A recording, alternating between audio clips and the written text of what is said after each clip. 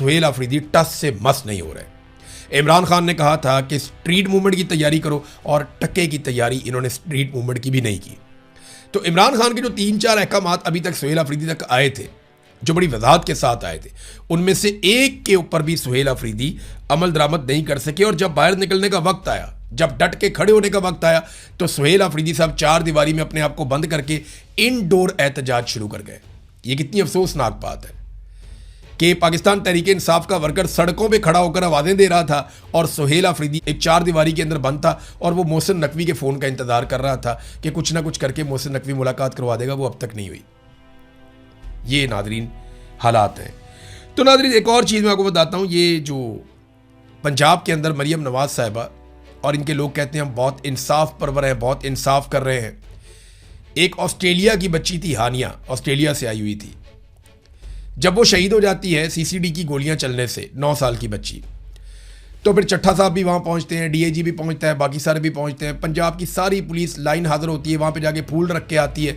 लेकिन इसके बावजूद उन लोगों के साथ कितना जुल्म किया जा रहा है, ज़रा ये आप पढ़ें, आप हैरान हो जाएंगे। ये बच्ची के वालिद ने अब दरख्वास्त दी है, पुलिस के खिलाफ दरख्वास्त दी है। यानी हमें तो ये बताया जा रहा था कि सीसीडी से गलती हो गई, बहुत बड़ा जुर्म हो गया, हमने बंदा पकड़ लिया, हम इंसाफ करके देंगे, लेकिन अंदर खाते ये क्या कर रहे हैं ज़रा ये देखें। वो बंदा ये बताता है कि जनाब मैं ऑस्ट्रेलिया का शहरी हूँ, मैं, मेरी बेटी और मेरा बच्चा, हम लोग वहाँ पे मौजूद थे। तो उस वक्त जब हम ज़ख्मी हो गए तो हमें पहुँचाया गया DHQ अस्पताल में।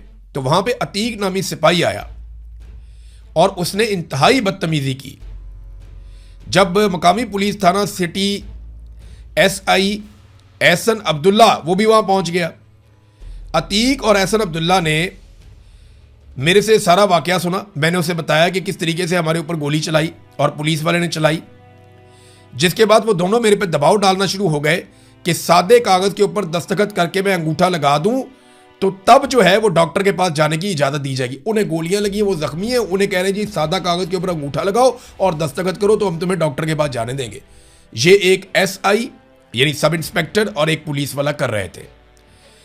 तो साहिल और साहिल का बेटा ज़िंदगी और मौत की कश्मकश में थे। कहते मैं और मेरा बेटा बहुत ज़्यादा ज़िंदगी और मौत की कश्मकश में थे। मेरी बेटी जो है हानिया अहमद इंतकाल कर चुकी थी और मेरी बीवी जो है शदीद सदमे की वजह से बहुत परेशानी की हालत में थी।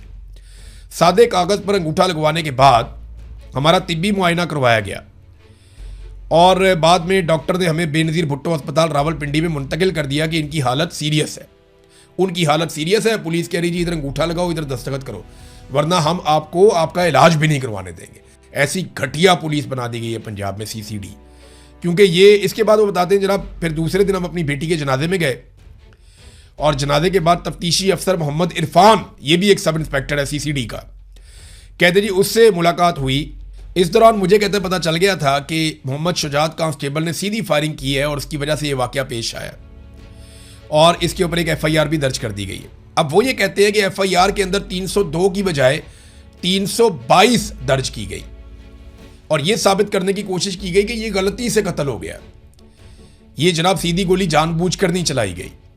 पूरी दुनिया में कहीं पुलिस वाला ऐसी हरकत करना सारी जिंदगी के लिए नौकरी भी गई और जेल में सड़ेगा, लेकिन पाकिस्तान में वो कहते जी गलती हो गई। वो कहते जी गलती नहीं हुई, उन्होंने जानबूझकर FIR के अंदर ये लिखा कि हमारी गाड़ी के पीछे से छुपकर मुल्जिमान फायरिंग कर रहे थे पुलिस वालों पे, जबकि ये बात बिल्कुल झूठ है। उन दोनों मुल्जिमान ने या दोनों जो डाकू थे उन्होंने कोई फायर नहीं किया पुलिस वालों के ऊपर। अब ये देखें आप, इन दोनों को भी कत्ल कर दिया गया कि जनाब इन्होंने पुलिस पे फायरिंग की है तो अगले दिन पकड़ के इन दोनों को पार कर दिया।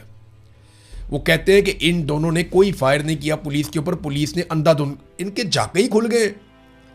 मरियम नवाज ने इतनी खुली छूट दे दी है चट्ठा को और चट्ठा ने अपनी पुलिस को कि अब वो मार रहे हैं अंधाधुंध लोगों को, उन्हें कोई समझ नहीं आ रही। और यहाँ पे देखें वो कह रहे हैं कि आप इनके खिलाफ कानूनी कार्रवाई करें, जिन लोगों ने हम पे दबाव डाला, गलत FIR दर्ज की और तहकीकात जो है उनको ख़राब कर रहे हैं। ये जानबूझकर गोली चलाई गई है, कोई क्रॉस फायरिंग नहीं हुई, एक तरफा गोली चली और वो पुलिस वाले ने चलाई है। तो ये कोई गलती से कत्ल नहीं हुआ, ये जानबूझकर कत्ल किया गया है। तो एक ही केस था जिसे वो कहते थे हम टेस्ट केस बनाएंगे और उसी केस में आप देख लें इनकी हालत क्या हुई। यही हालत इनकी रज़ा डार वाले केस के अंदर भी हो रही है। रज़ा डार के बारे में मैं आपको इतना बता दूं, एक जर्नलिस्ट हैं लाहौर से उन्होंने भी बताया कि इमरान साहब मैं तो ये खबर नहीं दे सकता, लेकिन आप इतना ज़रूर बता दें कि रज़ा डार पूरी मौज में है। मैंने कही क्या मतलब?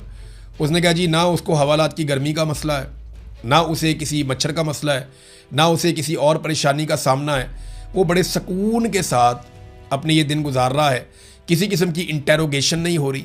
आम मुजरिम पकड़ा जाए तो उसके साथ क्या कुछ किया जाता है आप इसका अंदाज़ा कर सकते हैं, लेकिन रज़ा डार के साथ बहुत वीवीआईपी किस्म का सलूक किया जा रहा है। बकौल मेरा एक सोर्स है, एक सीनियर जर्नलिस्ट है लाहौर में, उसने मुझे ये बताया। उसने कहा जी मैं लाहौर में ये करूंगा, मेरे ऊपर उन्होंने फिर किसी और बहाने करके कोई पीका लगा देना मुझ पर भी। नादरीन, इमरान खान साहब ने मियाँ वाली में एक अस्पताल बनाया था। ये बड़ा ज़बरदस्त अस्पताल था और ये ख़वातीन के लिए अस्पताल ख़ास तौर पे बनाया गया था, मदर एंड चाइल्ड अस्पताल मियाँ वाली। इस पे 3 अरब रुपए लगाए थे।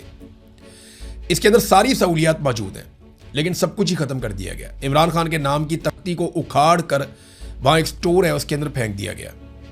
तो ये अवाम की मलकियत था, किसी सियासी शख्सियत की मलकियत नहीं था। कोई इमरान खान ने अपने नाम के ऊपर नहीं बनाया हुआ था। वो मियाँ वाली का मदर एंड चाइल्ड हॉस्पिटल था, उसके साथ क्या ताल्लुक है इमरान खान का? वो तो बतौर जब उसकी हुकूमत थी तो उसने उस फंड के साथ बना दिया।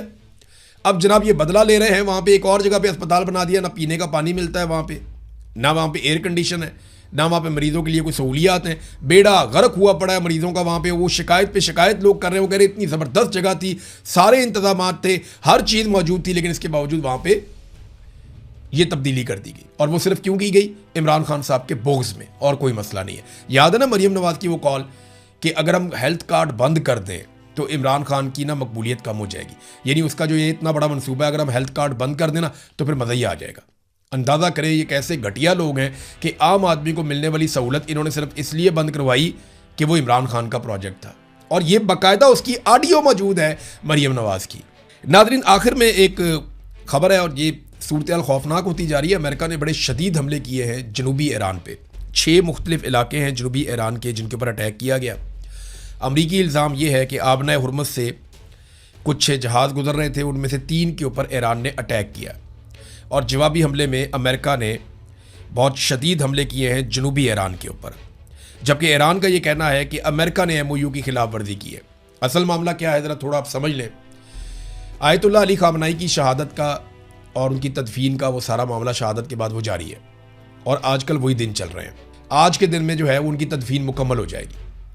तो अमेरिका बड़े अरसे से ये कोशिश कर रहा है कि ईरान की मर्ज़ी के ख़िलाफ़ मुख्तलिफ रूट से आबना हुरमुज़ में से वो कुछ और बहरी जहाज़ और टैंकर्स निकाले। लेकिन ईरान का ये कहना है कि जो हमारी मर्ज़ी के बगैर जाएगा वो मुआहदे की खिलाफ वर्जी करेगा और उसको हम रोकेंगे, वो अपने नुकसान का खुद जिम्मेदार होगा। अब अमेरिका वहाँ से पुराने तरीके से निकालना चाहता है क्योंकि उसकी बहुत बेइज्जती हो रही है कि जनाब आपने चंगी लड़ाई लड़ी है, आबना हुरमुज़ के ऊपर ईरान का और ओमान का कंट्रोल हो गया, वो जैसे मर्जी करते हैं, आप वहाँ पे कुछ कर नहीं सकते। तो उन्होंने जिद पकड़ी हुई है कि हमने ईरान को वहाँ पे दीवार के साथ लगा के यहाँ से जहाज़ों को खुद निकालना और पहले की तरह निकालना है। ईरान ने जिद पकड़ी हुई, हम नहीं जाने देंगे। और ये इस चीज़ के ऊपर सारी लड़ाई हो रही है। अब डोनाल्ड ट्रंप ने कहा जी हम शदीद हमले करेंगे और दोबारा भी करेंगे, और ईरान ने बहरीन के अंदर बड़ा तगड़ा जवाब भी दिया है। तो ये लड़ाई आगे कैसे बढ़ती है इस पर हम बात करेंगे। अब तक के लिए इतनी, अपना ख्याल रखिएगा, अपने इस चैनल का भी। अल्लाह हाफ़िज़।